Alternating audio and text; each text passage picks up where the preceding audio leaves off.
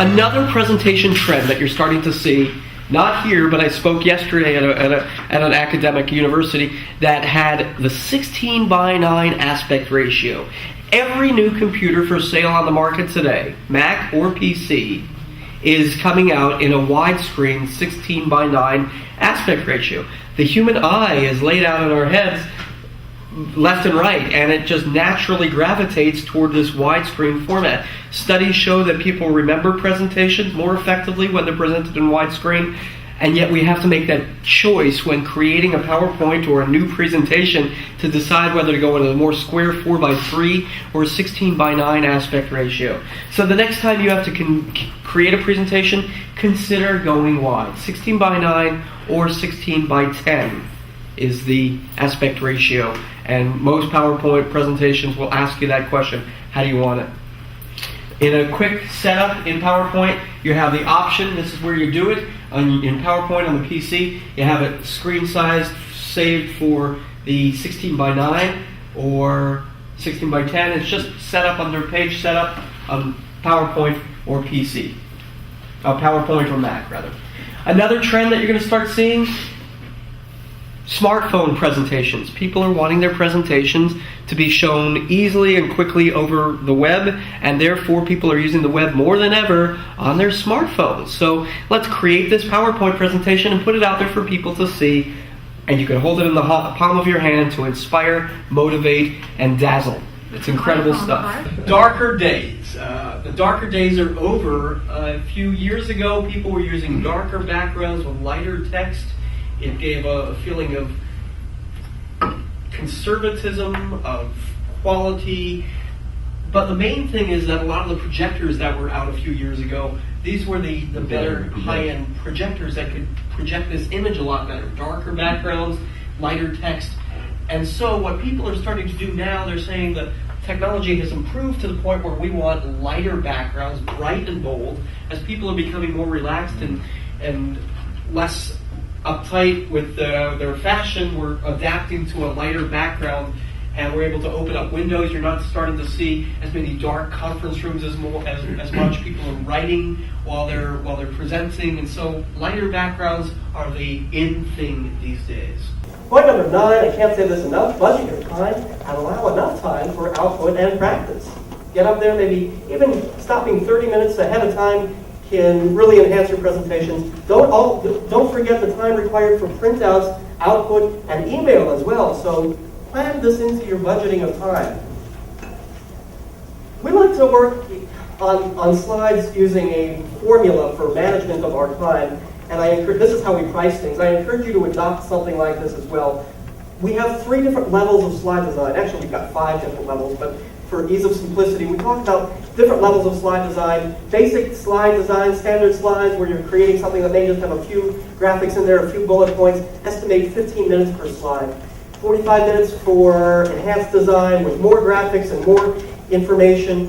And those really high-end premium custom slides figure about 2 hours of design. So early on, I'm a big stickler for time management. If you put some process in place to estimate how much time it's going to take to create the presentation, you'll be able to better understand the time required.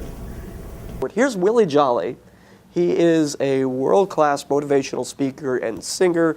And Willie came to us a few years ago and said, "Kevin, fix my slides." I said, "Willie, you got 3 photos of you, your headline, this quote, that quote, it's all over the place." So what we did, Willie Jolly's a colorful kind of guy, so we gave him a colorful background. This became his title slide. As people were entering, and if you notice when you guys were entering, we had a single icon, a single graphic of the fire department logo up on screen, the title of the seminar, etc. So that's what we're doing here with Willie. And then here's what Gladys Knight had to say about him, and here's what Bill Rothell of Mystic Beverages. Not only are they separated, it gives you the space to make them larger and more clear and one thought at a time. That's another concept that we've been really kind of putting out there is one message per slide.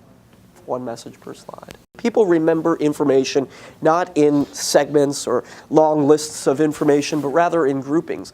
Here's a slide for Republic Services. Anyone know of Republic? They are a large waste management firm that now in Phoenix, used to be in Fort Lauderdale. We worked with them a lot. and they see this whole list of their strategic initiatives, and I said, Will, let's talk about your revenue, productivity, finance, and maintenance in 4 separate items. And simply, by taking this simple slide, we took revenue, productivity, maintenance, and finance and put them into 4 cubes. So just grouping them together adds a psychological edge. And now, one step beyond that, something we could all do, taking those groups, making them to colored hexagons. Revenue, maintenance, productivity, and finance. Much more memorable. The shapes come in color. And we have from their annual report a background, gray, black, and white, very clean, conservative, and conveys that standard brand image that they're going for. Another example, employers being overcharged. I'm sure we've all seen a slide like this. This is a major company. This is Hill's Pet Nutrition. And again, it was a small audience with just a flat background. This is a multi-billion-dollar pet food company. And we're talking, let's try to fix this in a different way. So by grouping those bullet points into 3 separate elements and then putting a graphic next to each one of the elements, an icon about stop, about management, a light bulb, simple concept graphics. They don't need to be elaborate. But suddenly we remember the graphics more effectively, we remember the message, and it's a whole lot more conveyed just through graphics. Point number 3. This is one of the more challenging and yet sometimes often more fun aspects. Consolidate text. There are 2 words there. 2 words. A lot of people would probably say, it's important that you reduce the amount of text on a slide. Another way of saying that is consolidate text. I have been a photographer since I was a kid, tinkering with a camera, taking it apart, and trying to figure out what makes it click. And I believe that photography is out there, and our lives can click if we click with photography. So here are some tools and techniques out there. It's important for us to go research. There's a lot of different, like shopping around for cell phones, the speed, the ease of use, the power, the ability to connect with the computer. All of these different tools and techniques are out there for cameras. It's important because the techniques of cameras are a way of opening our soul and our adventure of clicking with technology and doing more. What makes a good photo? The subject, the composition, the lighting, the uniqueness. This is not a photo class, but just an importance that it's not just going out there and clicking. It's finding something that clicks with you and then integrating that photo on your social media site, on your presentation, on your website, or maybe just for you to look at. Because we all feel better when we see something that lights our spirit and says, wow. And more than ever, technology can allow us to do that. There are a lot of tools out there, a lot of websites, Flickr, Picasa, Facebook. These are all great social media sites and sites for storing our photos.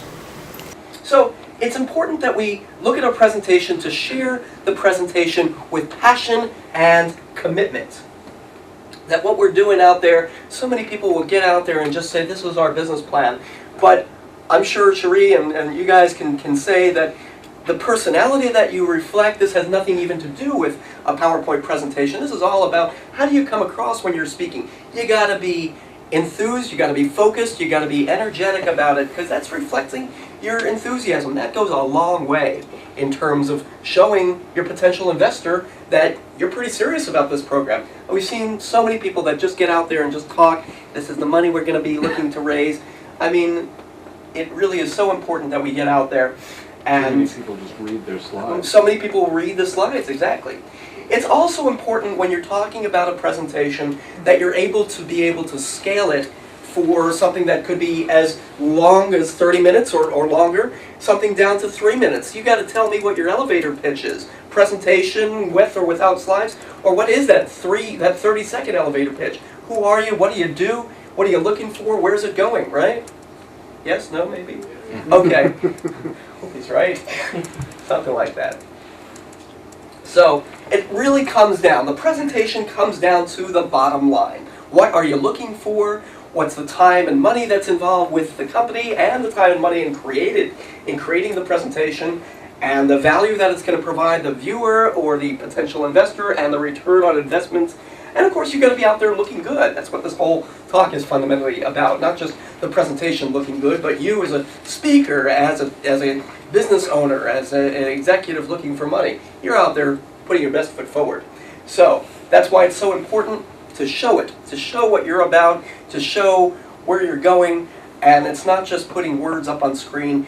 These days, it's easier than ever to have references, videos, and demos. Let me show you what I'm talking about. This is an old slide, a type of slide that a client of ours years ago would put up there, and so many people say, hey, let me put out this reference about the credentials of a person. Any of you have written letters saying, hey, this guy is quality and he's worth the investment's money? Do any of you have that on sheets? So a lot of people will simply put that up on screen.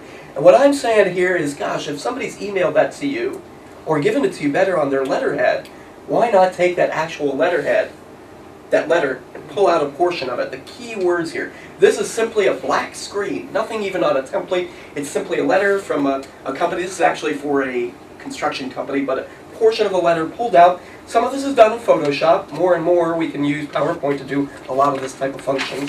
But the key message here, this is the same as this, now just this section of the letter pulled out. Another idea, hey, somebody scanned the letter, let's just take out this one sentence to make it viewable. Who said it? This guy. Maybe you've got some certifications and praise from our partners. This is a company that's saying, hey, we're certified to do this. That's so important, and a lot of people looking at their presentations often will skip this, it's just assumed. But golly, these are the certificates that hang on their wall in their office. Show them. Say that you're qualified. Show that you're actually doing it.